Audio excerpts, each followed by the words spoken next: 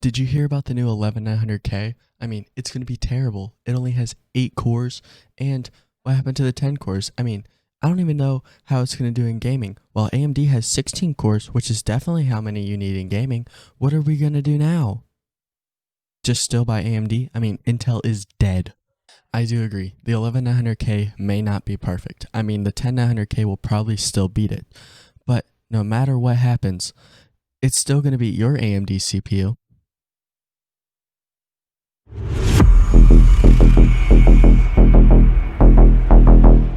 Hey guys, what's going on? It's Chamber here.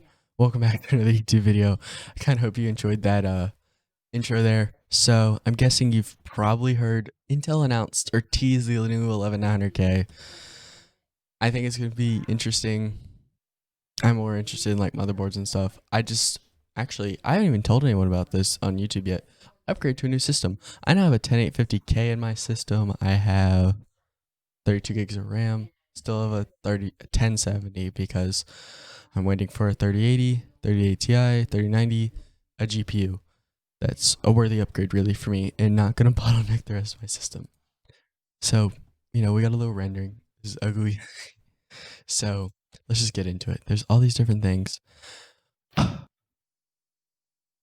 Stuff was leaked very easily. There's a non-tech article. We'll go through a little bit of it. Oops, my camera fell. We're gonna leave that in.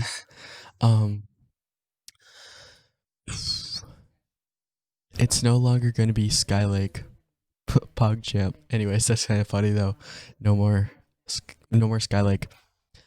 It's gonna be kind of interesting. So we're gonna talk about a couple of other things, but let's just say the still same clock speeds as the 10900K, at least with like the thermal velocity boost and stuff like straight out of the box.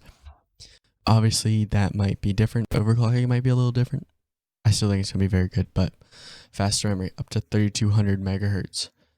Maybe that means that we'll actually be getting a good memory controller, or at least a better memory controller. Because right now I'm running, I think 4133. Yeah, CL16, 18, 18. I don't remember the other timing.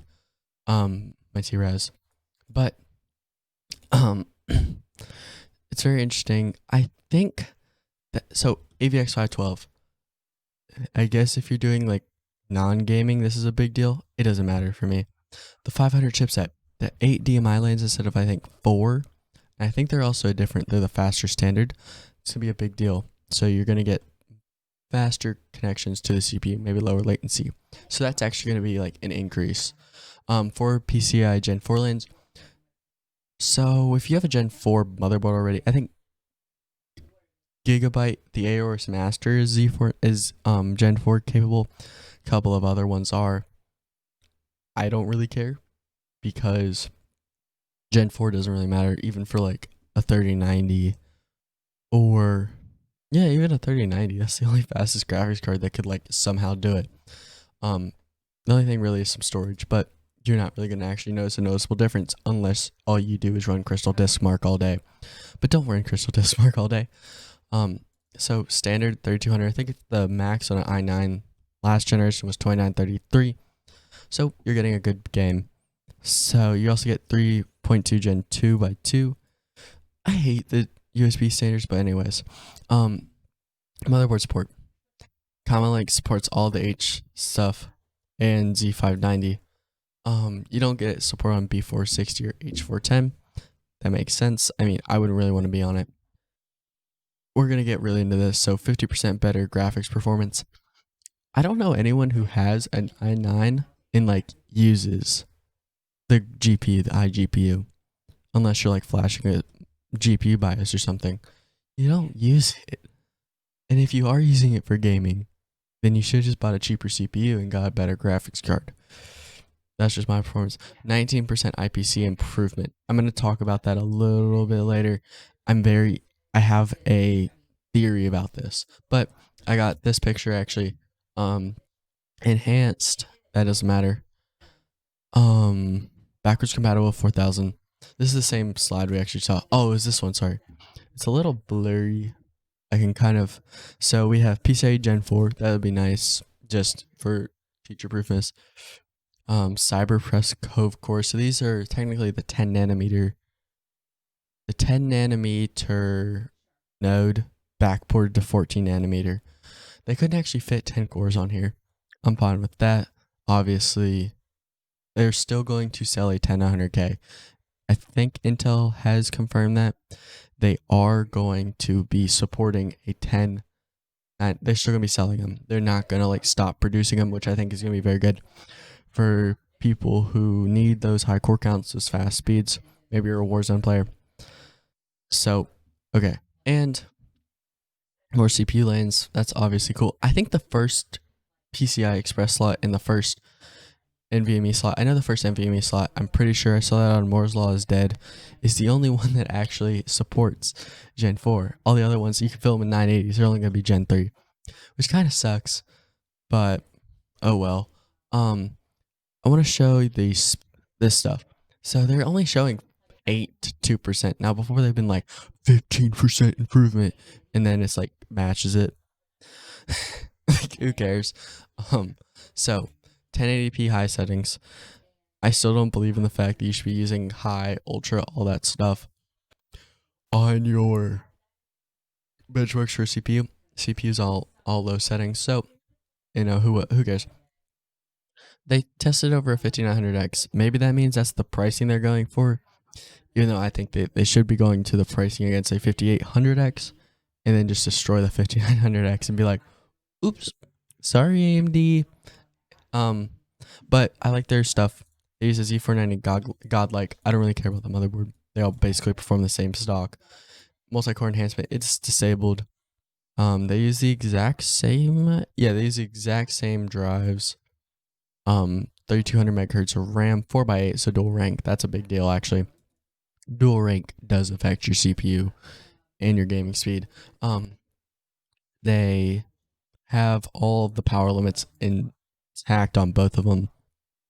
Obviously, I don't know the PL1 and stuff for this 5900X. I actually haven't looked it up. They are using the latest version of Windows, same 3080 XE3. I have no issues with these benchmarks. Obviously, I still don't trust them. Never trust Intel's own benchmarks.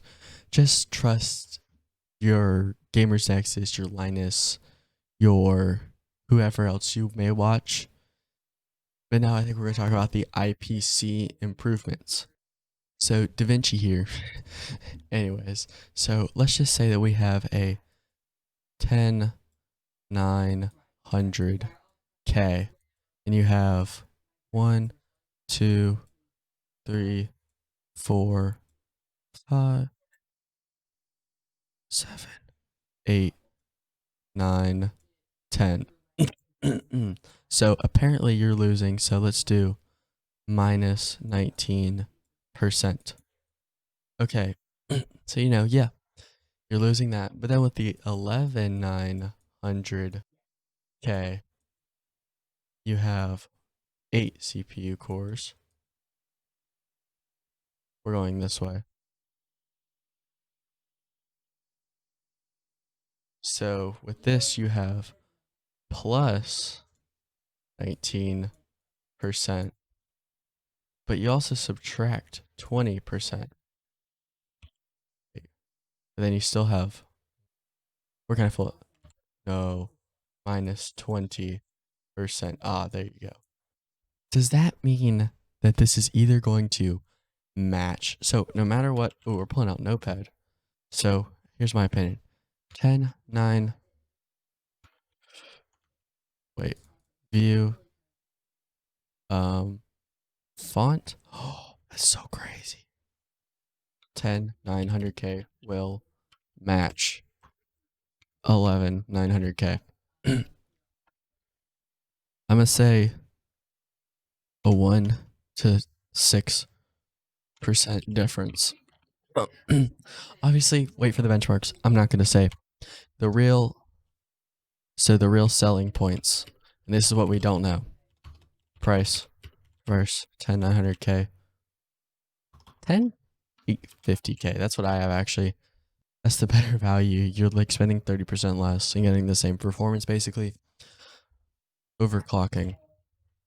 So let's say that so if you have a 10900K at 5.3 versus 11900K at 5.3, this is easily going to beat it, especially in a game like Warzone and stuff. Just because of Windows and stuff still enjoys a pure core. They don't like some weird thing. They just want you to max it out. Obviously, we have no idea. Wait for the benchmarks, wait for the release sometime in March. That's when we're really going to see what happens. But I hope you guys have enjoyed. Hit the like button down below. Subscribe if you guys are new. And I will see you guys later. Bye, guys. I don't like AMD fanboys, by the way. Don't fanboy. Not even for Intel or NVIDIA. You know what you should fanboy for? Performance.